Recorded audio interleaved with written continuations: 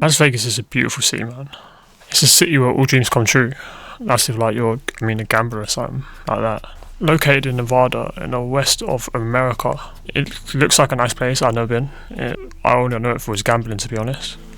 Do people even do anything else there? Like, just go, gamble, drink, party, and that's about it. But most importantly, that's where the Las Vegas Grand Prix is. 50 laps around the streets of beautiful Vegas at night. I mean, it's a pretty nice aesthetic. I'll do it too if I could.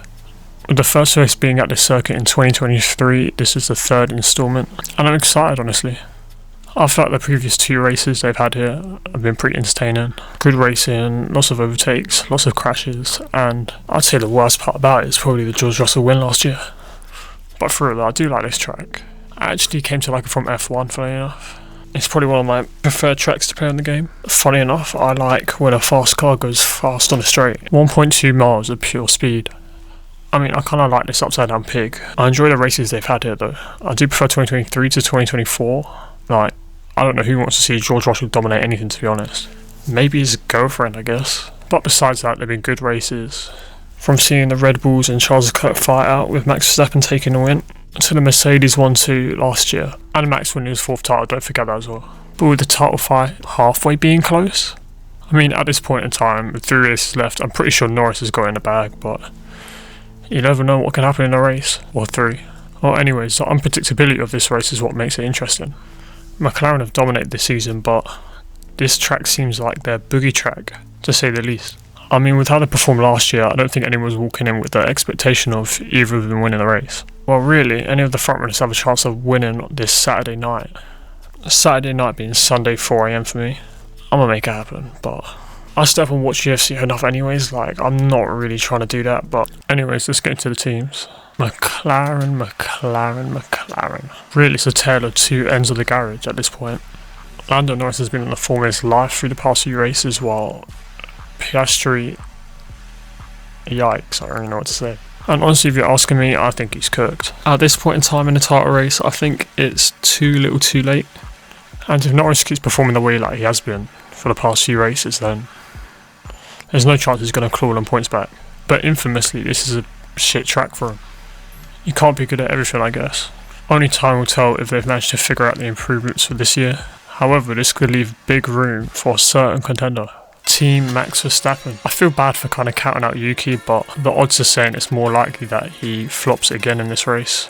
With Max winning the 2023 race and coming 5th in last year's race, he's reached heights that McLaren haven't yet at this circuit. And at this point, Max is a man on a mission. I feel like he absolutely needs to win this race if he wants any chance of winning the championship this year. If McLaren are going to stink up this year, then Max needs to get as many points as he possibly can to cut down the gap, because the last 2 races may be in McLaren's favour. But at the end of the day, you can never count on Max, can you? You would never put your money against him.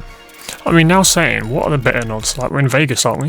Let me have a look. Well, I've just seen that Max Verstappen has the highest betting chance, followed by Lando Norris and George Russell and Kimi Antonelli. Fair enough. Anyways, on to the second best merchants, Mercedes and Ferrari. Of course, we all know Mercedes had that 1-2 last year, and everyone seems to say they're really good in cold weather. Which is funny though, because their 2 wins this year have been in Singapore and Canada, which I don't remember being all that cold, but I mean, I wasn't there. But both teams have performed pretty good at this track, so there's a good chance that one of them, or both, can have a good result. I mean, Charles and George have had pretty good runs around here, and Lewis made quite a few places in both races last time. Kimi Antonelli is also coming off his best weekend in Formula 1 so far, so any of them are in a chance of winning or getting a podium. The infamous P2 battle.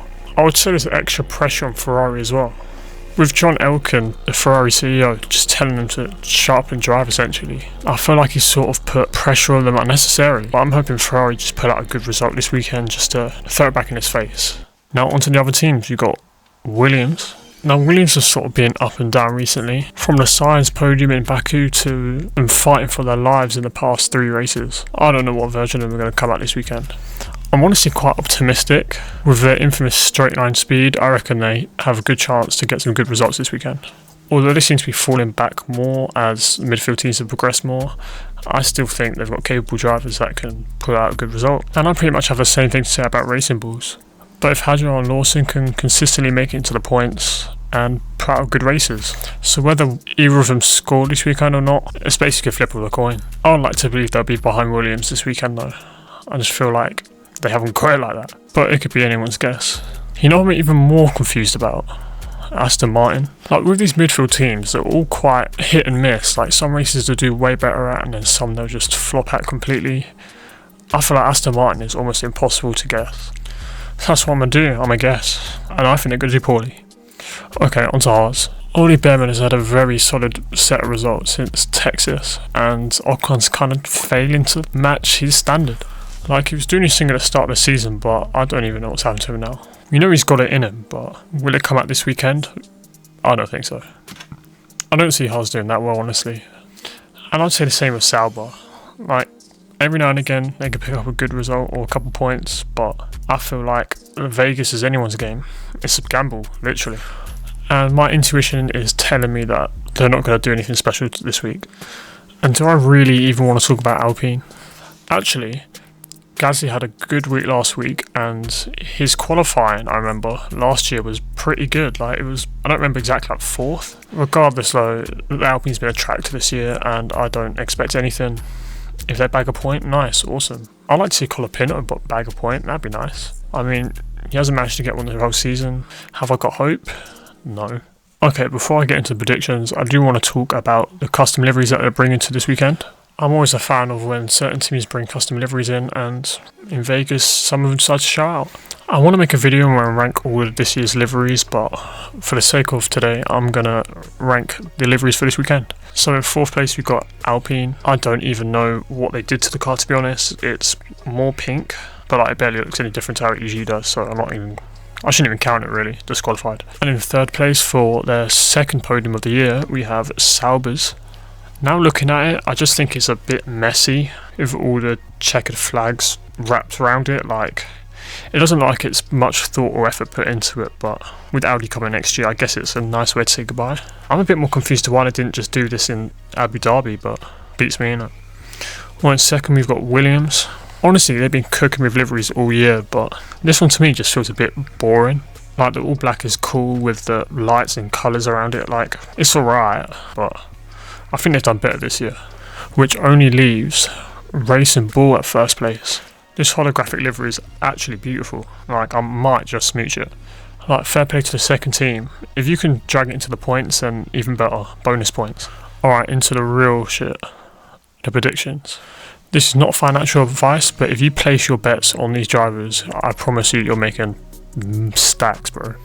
For pole position, I have Max Verstappen. I mean, he's done it how many times this year? Like, can you even doubt him at this point? And looking at my research, it looks like it might rain for qualifying, or be wet at the very least. Now, if you're not betting on new engine Max for that, I just think you're stupid, to be honest. Now for 3rd place, I have Kimi Antonelli. I think he's going to continue his form from his last race, and I'm kind of believing the Mercedes hype, so I think he's going to pull out a 3rd, 2 podiums in a row. Good for him.